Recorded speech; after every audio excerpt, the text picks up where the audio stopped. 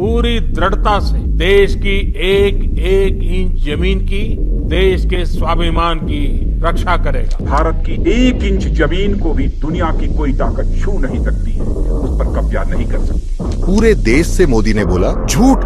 मोदी की नाक के नीचे चीन भारतीय सीमा के अंदर घुसा। एक तरफ जम्मू कश्मीर में लगातार आतंकी हमलों से देश के जवान शहीद हो रहे हैं, आम लोग मारे जा रहे हैं, तो दूसरी तरफ चीन की सेना भारत की सीमा में घुसपैठ कर रही है। न नोटबंदी से आतंकवाद रुका, न 56 इंच के सीने से चीनी घुसपैठ रुकी।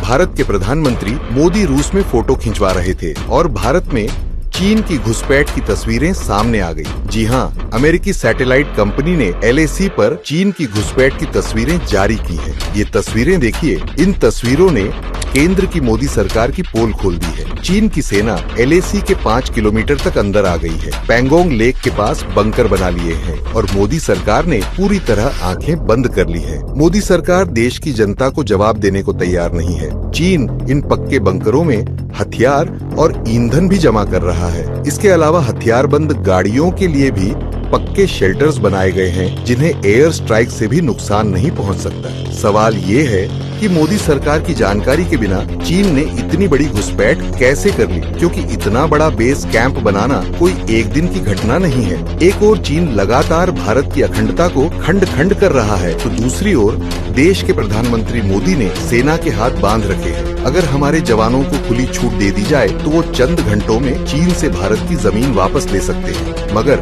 मोदी सरकार ने हमारे वीर जवानों को मजबूती देना तो दूर, पिछले 5 साल में भारतीय सेना से 3 लाख सैनिक कम कर दिए हैं। देश के प्रधानमंत्री को चीन की इस हरकत पर, अपनी चुप्पी और नाकामी पर तुरंत जवाब देना होगा। ये देश अपनी सीमाओं से समझौता किसी भी कीमत पर बर्दाश्त नहीं करेगा।